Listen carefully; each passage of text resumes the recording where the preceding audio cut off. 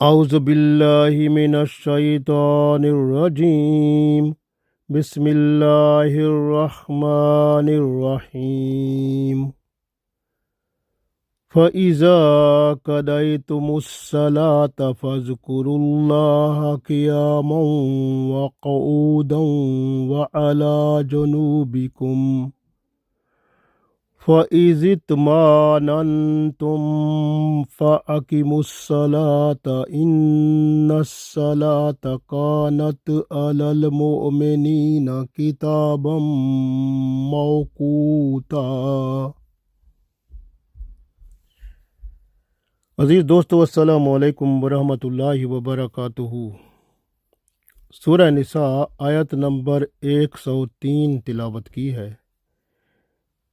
اس آیت میں اللہ تعالیٰ نماز خوف کے بعد ذکر کا بیان فرماتے ہیں کہ بکثرت اللہ کا ذکر کرتے رہو، اور پھر جب جنگ سے اطمینان نصیب ہو جائے تو پھر خشوع خضوع کے ساتھ نماز کی پابندی کرو، کیونکہ نماز فرض عین ہے اور وقت مقررہ پر اس کی ادائیگی لازم ہے۔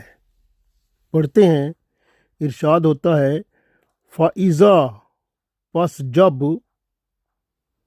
قَضَيْتُمُ الصَّلَاةَ، جب تم قَضَيْتُم ادا کر چکو، صلاۃ نماز کو، اور جب تم نماز کو ادا کر چکو، فَاذْكُرُوا اللَّهَ، پس تم اللہ کا ذکر کرو، قیاماً کھڑے ہوئے بھی، وقعوداً اور بیٹھے ہوئے بھی، وعلی جنوبکم اور کروٹوں پر، جب آپ کروٹ لیتے ہیں سوئے ہوں پھر بھی کروٹ لیتے ہوئے بھی اللہ کا ذکر کرتے رہو، کروٹوں پر بھی اللہ کا ذکر کرو۔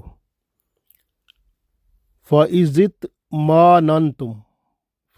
اطْمَأْنَنْتُمْ، اور جب تم اطمینان پالو، مطمئن ہو جاؤ، جنگ ختم ہو جائے، پھر کیا کرو؟ فَأَقِیمُوا الصَّلَاةَ، تو پھر معمول کے مطابق نماز ادا کرو۔ اِنَّ الصَّلَاةَ، بے شک نماز، کانت علی المؤمنین، مومنوں پر یہ کتاباً لکھی ہوئی ہے، فرض ہے، موقوتا، وقت مقررہ پر۔ تو وقت مقررہ پر نماز کو پڑھنا یہ فرض ہے مومنوں پر، ایمان والوں پر۔ تو اس آیت میں اللہ تعالیٰ نے ارشاد فرمایا فَإِذَا قَضَيْتُمُ الصَّلَاةَ فَاذْكُرُوا اللَّهَ قِيَامًا وَقُعُودًا وَعَلَى جُنُوبِكُمْ فَإِذَا اطْمَأْنَنْتُمْ فَأَقِیمُوا الصَّلَاةَ إِنَّ الصَّلَاةَ كَانَتْ عَلَى الْمُؤْمِنِينَ كِتَابًا مَوْقُوتًا۔ تو ارشاد ہوا کہ اور جب تم نماز ادا کر چکو تو پھر کھڑے ہوئے، بیٹھے ہوئے، اپنی کروٹوں پر لیٹے ہوئے اللہ کو یاد کرتے رہو، اور جب تم اطمینان پالو تو پھر معمول کے مطابق نماز ادا کرو، بے شک نماز مومنوں پر وقت مقررہ پر فرض کر دی گئی ہے۔ تو گویا اللہ تعالیٰ نے ارشاد فرمایا کہ جب تم جنگ کی حالت میں ہوتے ہو تو اس وقت نماز ادا کر کے، نماز جس کو نماز خوف کہا جاتا ہے، نماز ادا کر کے، جس کا پچھلی آیتوں میں ہم نے ذکر بھی کیا تھا، تو نماز جب جنگ میں ہوتے ہیں نماز ادا کر کے اس کے بعد آپ اللہ کے ذکر میں مصروف رہو، آپ ہر وقت ذکر الہی کے ساتھ رہو، کیونکہ جب بندہ ذکر الہی کے ساتھ ہوتا ہے تو نہ اس پر شیطان کا اثر ہوتا ہے، اور نہ اس کا نفس اس پر اثر رکھتا ہے، اور نہ کوئی دنیا میں جو شیطان کے چیلے ہیں یا ایسے لوگ جن میں شیطانی خصلتیں ہیں ان کے اثرات بندے پر نہیں ہوتے، کیونکہ اگر کوئی کچھ بھی کہے تو اس کا اثر نہیں ہوتا، کیونکہ اللہ کا ذکر بندہ کرتا ہے۔ تو ذکر زبان سے کرو اور پھر دل کو مطمئن کر لو، دل کو اطمینان کے ساتھ اللہ کے ذکر میں مصروف کر دو، کیونکہ جب بندہ جب اللہ کا ذکر دل سے کرتا ہے تو زبان سے تو پھر بولتا ہے نا، لیکن دل میں اللہ کا ذکر ہی ہوتا ہے۔ تو اللہ کا ذکر جو ہے یہ بہت بڑا ہی بندے پر احسان ہے کہ توفیق مل جاتی ہے بندہ خود کرے، کیونکہ جب جنگ کی حالت میں بندہ ہوتا ہے تو اس میں حکم ہوا کہ نماز ادا کرتے رہو، اور نماز کے بعد ہر حالت میں اللہ کا ذکر کرتے رہو۔ دکھ، رنج، تکلیف اور پریشانی کے عالم میں بھی اللہ کا ذکر کرتے رہو۔ رنج و الم، پریشانی دور ہو جائے گی، سکون ملے گا۔ کافروں کے ساتھ لڑائی میں ہمت اور بہادری دکھاؤ، گھبراؤ نہیں، تمہارے پاس بڑی امیدیں ہیں، کیونکہ کافروں کے پاس کوئی امید نہیں ہے۔ آپ کے پاس تو امید ہے کہ اللہ تعالیٰ نے جنت میں آپ کو ماشاء اللہ بڑا اچھا ٹھکانہ دینا ہے، اور اللہ کی طرف سے اور انعام و اکرام اور اجر عظیم جو ہے اس کا وعدہ ہے، تو آپ پہ تو اللہ کی رحمتیں ہیں۔ کافروں کے پاس کوئی امید نہیں ہے، اس لیے آپ گھبراؤ نہیں، آپ جنگ میں بڑی بہادری اور دلیری سے مقابلہ کرو اور اللہ کا ذکر کرتے رہو۔ ذکر الہی جب آپ کرتے رہیں گے تو ماشاء اللہ اللہ کی رحمتیں آپ پر ہوتی رہیں گی۔ حضرت عبداللہ بن عباس رضی اللہ تعالیٰ عنہ فرماتے ہیں کہ ذکر الہی کرنے سے صرف وہی شخص معذور ہے جس کی عقل زائل ہو چکی ہو۔ تو گویا جس کی عقل سلامت ہے وہ ذکر الہی میں مصروف رہے، کیونکہ قرآن پاک میں اللہ خود فرماتا ہے الا بذکر اللہ تطمئن القلوب، وہ دل کو اطمینان اللہ کے ذکر سے ہوتا ہے۔ یہ جب جنگ میں بندہ ہوتا ہے تو دل میں بڑے بڑے خیال پیدا ہوتے ہیں، تو ان خیالوں میں جو ہے صرف ایک ہی طاقت جو ہے وہ اللہ کی بندے کو بچاتی ہے، وہ ذکر الہی ہے۔ اس لیے فرمایا الا بذکر اللہ تطمئن القلوب، کہ دل جو ہے پھر اللہ کے ذکر سے ہی سکون پاتے ہیں، اور دل میں جب اللہ کا ذکر کیا جاتا ہے، زبان سے بھی بندہ کرے، دل میں بھی کرے، تو پھر وہ دل جو ہے سکون پا جاتا ہے، اور اس پر یعنی کسی شیطانی اثرات یا کسی اور چیز کے اثرات کا اثر نہیں ہوتا، بلکہ اللہ تعالیٰ کی رحمت سے بندہ بہادر اور نڈر ہو کر مقابلہ کرتا ہے دشمن کا، اور کامیاب و کامران ہو جاتا ہے۔ امام شافعی رضی اللہ رحمۃ اللہ علیہ کے نزدیک جنگ کے دوران نماز وقت پر ادا کرنی چاہیے۔ امام ابو حنیفہ رحمۃ اللہ علیہ کے نزدیک جنگ کے دوران نماز ادا کرنا فرض نہیں ہے، بلکہ جنگ کے لمحات میں سکون اگر ملتا ہے تو اس وقت پڑھ لے، یا پھر جنگ کے بعد نماز کی قضا ادا کرے۔ جنگ میں جب رکوع سجود پر قادر نہ ہو تو اشارے سے نماز ادا کرے، اس کا بھی حکم ہے۔ تو جنگ آپ دیکھ لیں، رسول اللہ صلی اللہ علیہ وسلم جنگ خندق میں آپ صلی اللہ علیہ وسلم کی 4 نمازیں قضا ہوئیں، تو آپ صلی اللہ علیہ وسلم نے پھر بعد میں ان کو ادا کیا۔ تو گویا نماز جو ہے یہ جب سکون مل جائے جنگ میں تو بندہ ادا کر لے، اگر نہ ملے تو بعد میں نماز یعنی جب جنگ ختم ہو اس کے بعد نماز ادا کر سکتا ہے۔ اگر اللہ کو پیارا ہو جاتا ہے تو پھر وہ اللہ تعالیٰ اس کے اوپر کرم فرمائے گا، سب کچھ معاف ہو جاتا ہے، پھر اللہ تعالیٰ کی کرم نوازی ہو جاتی ہے۔ نماز ادا کرنے کے بعد ذکر کی بڑی تلقین فرمائی گئی ہے۔ حکم ہوا فَإِذَا قَضَيْتُمُ الصَّلَاةَ، جب آپ نماز ادا کر چکو، فَاذْكُرُوا اللَّهَ، پھر ذکر کرو اللہ کا، قیاماً، کھڑے ہوئے بھی، وقعوداً، اور بیٹھے ہوئے بھی، وعلیٰ جنوبکم، اور آپ کروٹ بدلتے ہوئے بھی۔ گویا ہر حالت میں اللہ کا ذکر کرتے رہو۔ حضرت عائشہ رضی اللہ تعالیٰ عنہ فرماتی ہیں کہ رسول اللہ صلی اللہ علیہ وسلم ہر وقت اللہ کے ذکر میں مصروف رہتے تھے۔ ذکر الہی بہت بڑی نعمت ہے، اور نماز ادا کرنے کے بعد ذکر کی بہت بڑی تلقین فرمائی گئی ہے، نہ صرف جنگ کے دوران بلکہ ہر وقت نماز جب آپ پڑھ لیتے ہیں اس کے بعد ذکر کی بڑی تلقین ہے کہ آپ جب بھی کوئی کام کرتے ہیں ذکر میں مصروف رہتے ہیں تو آپ سے کوئی خطا نہیں ہونے پاتی، اللہ کی رحمت آپ کو ڈھانپ لیتی ہے۔ تو گویا ذکر جو ہے دیکھیں ہر نماز کی، حضرت عبداللہ بن عباس رضی اللہ تعالیٰ عنہ فرماتے ہیں کہ اللہ تعالیٰ نے ہر فرض نماز کی ایک حد مقرر کی ہے کہ اتنی رکعتیں ہیں یا اس طرح، لیکن جو ہے ذکر اللہ ہے اس کی کوئی حد نہیں ہے۔ تو ذکر کرو بیٹھے ہوئے، کھڑے ہوئے، کروٹوں پر لیٹے ہوئے، رات ہو یا دن ہو، خشکی ہو یا تری ہو، سفر ہو یا حضر ہو، امیری ہو یا غریبی ہو، صحت ہو یا تندرستی ہو، بیماری ہو یا تکلیف ہو، ہر حال میں اللہ کا ذکر کرو، چاہے آپ خفی کرو چاہے آپ جہری کرو، یعنی اونچی آواز میں کرو اگر موقع ہے، نہیں تو دل میں کرو۔ تو ہر حال میں اللہ کا ذکر کرتے رہو۔ اس لیے فرمایا اللہ تعالیٰ نے کہ جب آپ نماز سے فارغ ہو جاؤ، یعنی فَإِذَا قَضَيْتُمُ الصَّلَاةَ، جب آپ نماز ادا کر چکو، فَاذْكُرُوا اللَّهَ، تو پھر اللہ کا ذکر آپ بھولا نہ کرو، اللہ کا ذکر کرو۔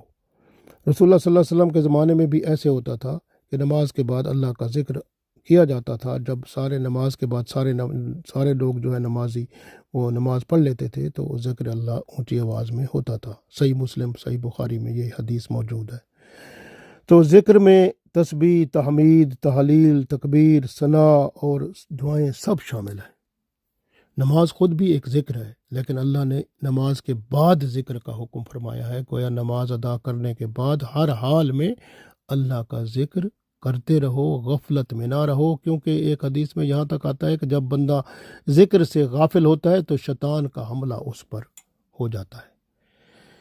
اس لیے یاد رکھیں کہ اور پھر فرمایا اللہ تعالیٰ نے کہ فَإِذَا اطْمَأْنَنْتُمْ، اور جب اطمینان میں ہو جاؤ، یعنی جنگ ختم ہو جائے، اب اطمینان ہو گیا، تو پھر نمازوں کو جیسے پہلے پڑھتے تھے اسی طرح جاری و ساری کر دو۔ فَأَقِیمُوا الصَّلَاةَ، پھر نماز کو وقت کے مطابق آپ پڑھو، یعنی معمول کے مطابق جیسے پڑھتے تھے خشوع خضوع کے ساتھ، تو اسی طرح نماز کے بعد ذکر پھر بھی کرو، یہ نہیں ہے کہ چھوڑ دو۔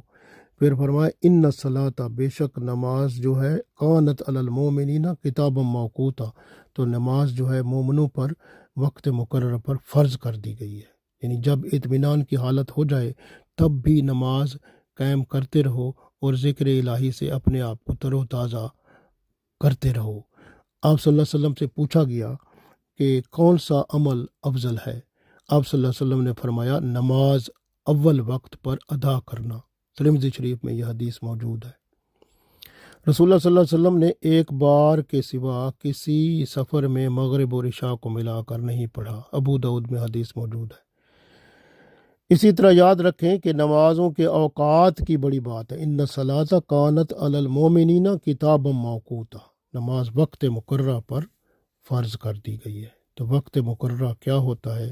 جیسے صبح کی نماز ہوتی ہے نا، تو صبح کی نماز آپ غور کریں کہ آپ کب پڑھیں گے۔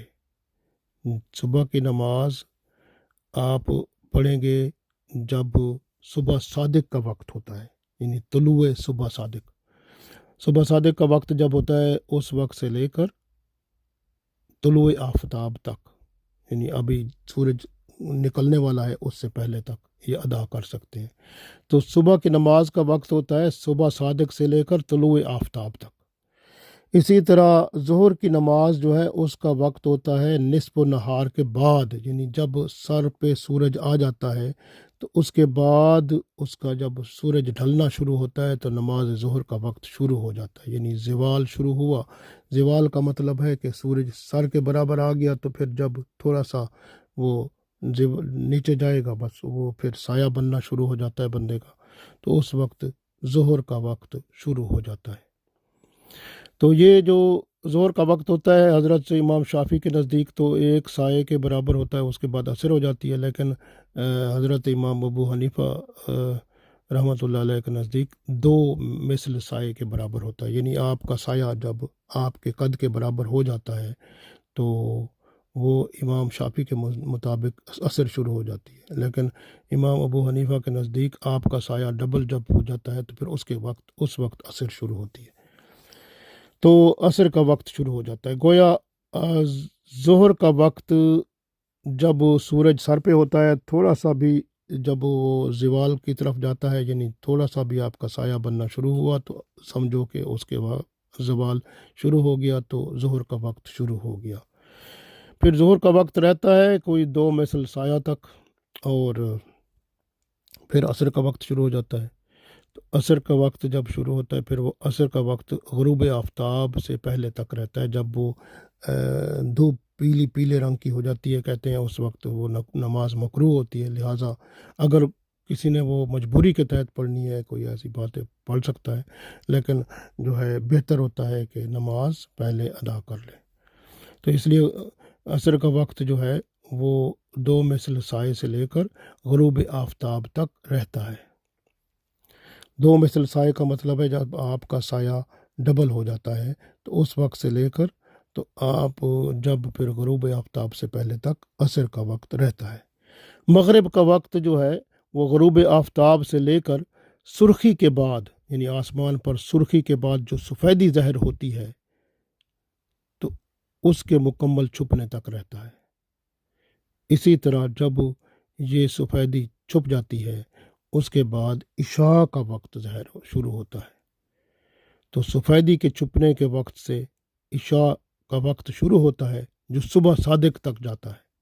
صبح صادق تک بہتر ہوتا ہے کہ آپ رات کو آدھی رات تک نماز پڑھ لیں، اور صبح صادق اگر نہیں پڑھ سکے تو صبح صادق تک پڑھ سکتے ہیں۔ صبح صادق کیونکہ رسول اللہ صلی اللہ علیہ وسلم تہجد کی نماز کے ساتھ وطر پڑھا کرتے تھے، تو وطر عشاء کے ہوتے ہیں، تو اس کا مطلب کیا ہوا کہ وہ عشاء کی نماز جو ہے وہ صبح صادق تک اس کا وقت ہوتا ہے۔ تو اس لیے جو ہے آپ کوشش کریں کہ آدھی رات سے پہلے بندہ پڑھ لے، بہتر ہوتا ہے عشاء کی نماز۔ اگر آپ نے وطر ہیں تو وطر چھوڑ دیں، وہ بعد میں تہجد کے ساتھ بندہ پڑھ لے، زیادہ بہتر ہے۔ حضرت عبداللہ بن عمر رضی اللہ تعالیٰ عنہ روایت کرتے ہیں، یہ ایک حدیث بخاری مسلم میں موجود ہے کہ رسول اللہ صلی اللہ علیہ وسلم نے فرمایا کہ گرمی کے موسم میں نماز کو ٹھنڈا کر کے پڑھا کرو، اس لیے کہ گرمی کی سختی دوزخ کی بھاپ سے ہوتی ہے۔ تو اس لیے دوزخ کے بھاپ سے یہ گرمی کی سختی ہوتی ہے۔ آپ صلی اللہ علیہ وسلم فرماتے ہیں ذرا ٹھنڈا کر کے پڑھا کرو، یعنی گرمی کے موسم میں نماز ذرا ٹھنڈا کر کے پڑھا کرو آرام سے، یعنی یہ نہیں ہے کہ جب فوراً دوپہر اب تھوڑا سا ڈھلا تو گرمی شدید ہے تو اس وقت نہیں، بلکہ تھوڑا صبر کر کے آرام سے پڑھا کرو۔ تو یہ بخاری مسلم میں حدیث موجود ہے۔ حضرت علی رضی اللہ تعالیٰ عنہ فرماتے ہیں کہ رسول اللہ صلی اللہ علیہ وسلم نے مجھے فرمایا کہ 3 باتوں میں تاخیر نہ کرنا۔ نماز میں پہلی بات، جب اس کا وقت آ جائے، یعنی جب نماز کا وقت آ جائے تو اس کے ادا کرنے میں تاخیر نہ کرنا۔ دوسری بات فرمائی کہ جنازہ جب اس کے دفن کا وقت آ جائے، یعنی دفن کرنے کا، تو وہاں آپ موجود ہوں تو اس میں دیر نہ کریں، جنازے کی تدفین کریں۔ تیسری بات فرمائی کہ کوئی بیوہ یا رنڈوا ہوتا ہے، رنڈوا اس کا اگر کوئی ساتھی مل جاتا ہے تو اس کے نکاح کرنے میں دیر نہ کریں۔ تو یہ ترمذی شریف میں حدیث موجود ہے۔ گویا ہمیں معلوم ہو گیا کہ نماز بہت اہم ہے اور وقت مقررہ پر اس کا ادا کرنا ہم سب پر فرض ہے۔ اللہ تعالی ہم سب کو توفیق دے، آمین۔